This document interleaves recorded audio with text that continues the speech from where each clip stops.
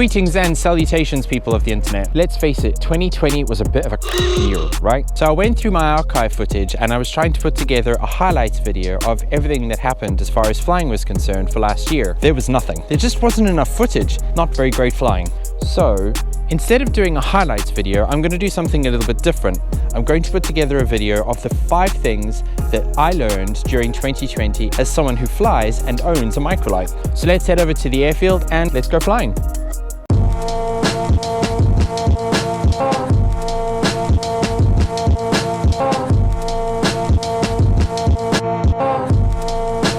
East Fortune Radio, Golf, Charlie, Charlie, Mike, Lima, request radio check please. We're just waiting here for somebody to get on their way at the runway, and then we will taxi down to where they are, and then we shall get on our way as well.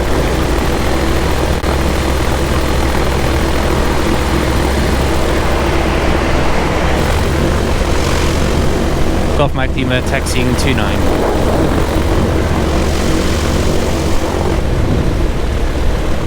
See, this is where it gets a bit interesting because there's an aircraft coming straight towards me.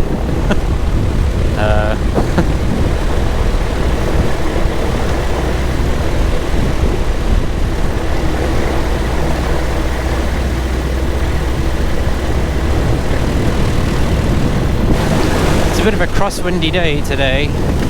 It's currently 10 knots going at 240 degrees across the runway. That's a 50-degree angle that it'll be coming at me. Golf Mike Lima entering and lining up 29. Golf Mike Lima taking off 29, departing to the east. Alright, we're going to head to Dunbar because we can. Here we go.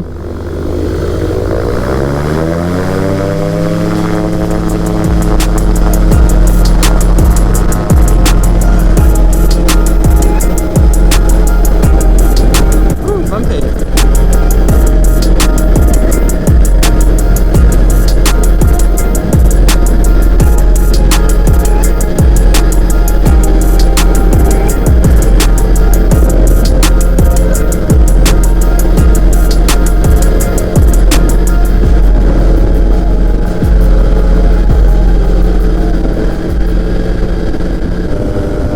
There are a few aircrafts up and about today, so just keeping them high, doing all the lookouts. Just level off here. It's nice and smooth at this altitude, quite rocky down below. I'm sitting at 1,700, so we'll just stick at this for a little bit and see how we go. So this is the top 5 things that I've learned during 2020 as part of my love of flying a microlight. The first thing that I've learned: global pandemics really screw up your year when it comes to being able to fly. Like, really screw up your year. We lost a good couple of months worth of decent flying weather because of the COVID situation.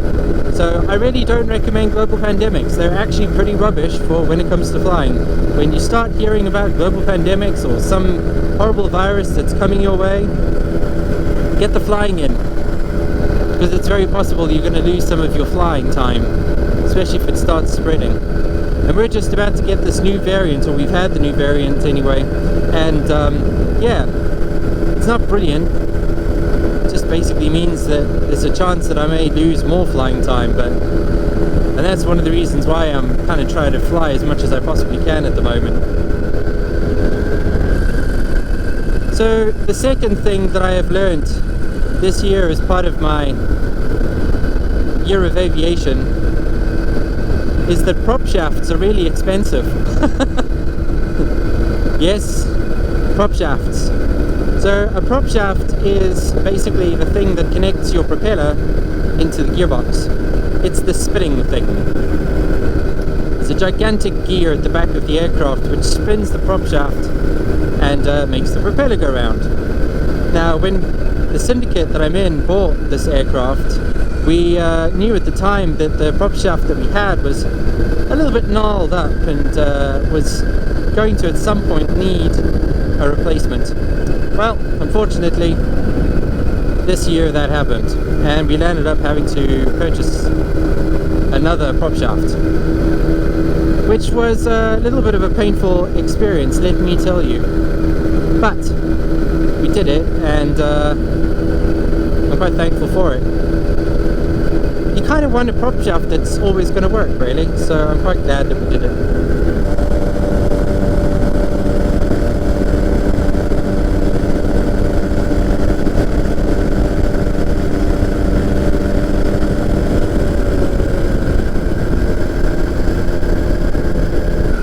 The third thing that I learned in 2020 is that if you have a Rotax engine, which I do, you should have a soft start module installed. Absolutely. It makes one hell of a difference starting your aircraft when you have a soft start module. So what is the soft start module? Basically it kind of takes the pressure off the engine and the gearbox and everything when you're firing her up. And it stops the engine from really shuggling around and shaking and basically not being very happy. So we actually fitted a soft start module to this plane during the year, and it has completely transformed the startup process that we've got on this plane and really has improved it. So I would say that if you are flying and you're a pilot and you've got a Rotax aircraft, or Rotax engine rather, that you should really consider making sure you have got a soft start module. Now there are, I think, a couple of them that you can get. I don't remember which one it was that we actually landed up going for, but definitely something to look into, because it just makes the whole process that much better.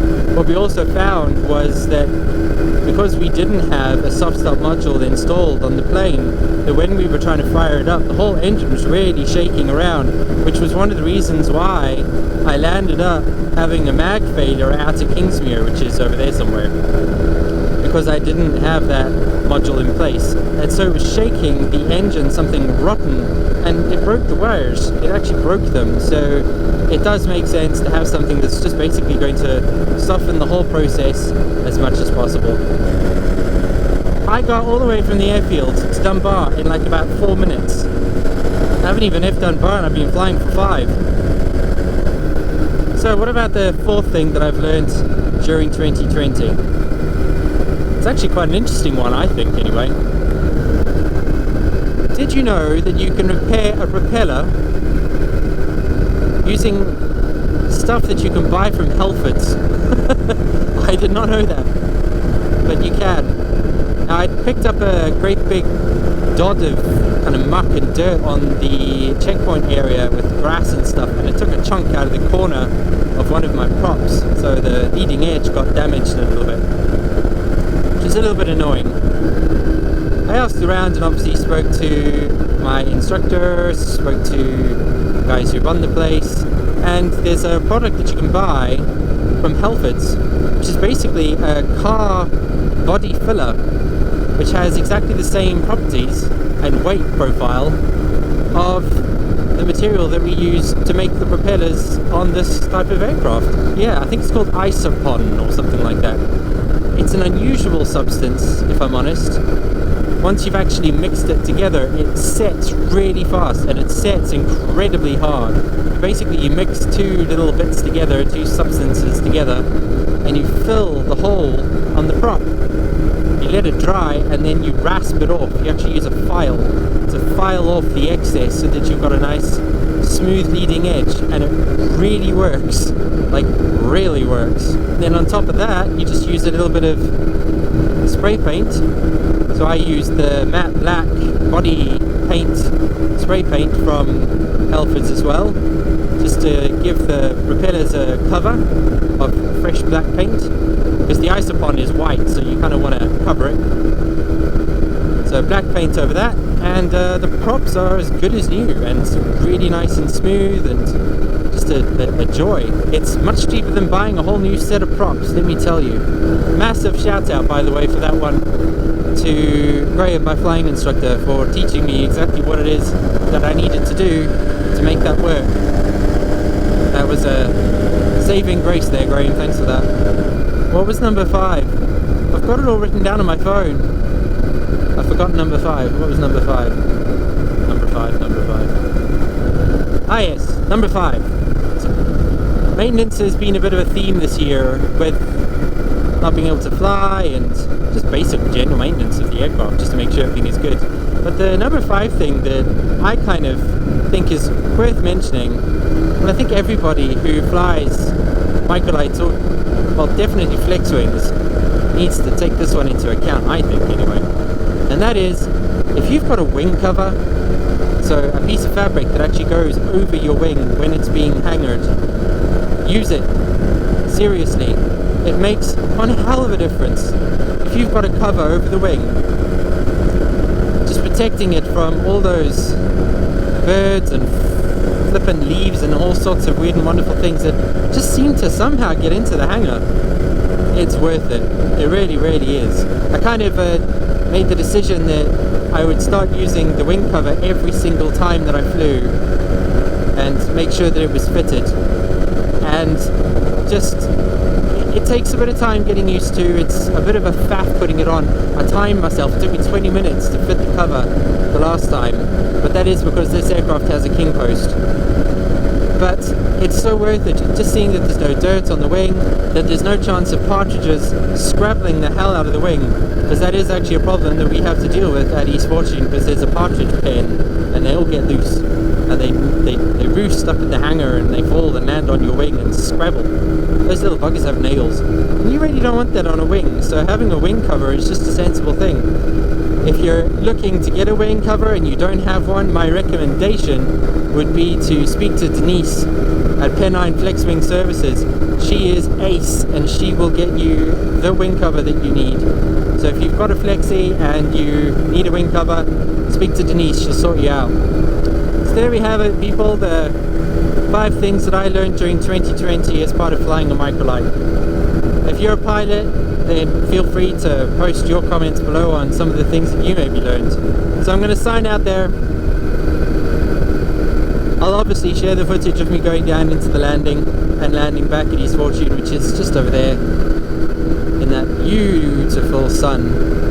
East Fortune traffic, Golf Charlie, Charlie, Mike, Lima, inbound from the north, 2 miles to run, 3,200 feet descending to 1,500.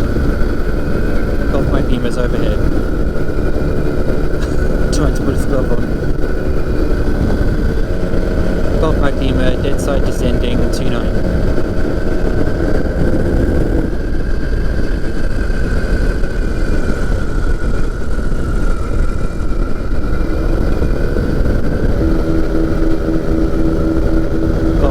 Downwind 29. Golf Mike Lima, final 29 from a freaking mile away.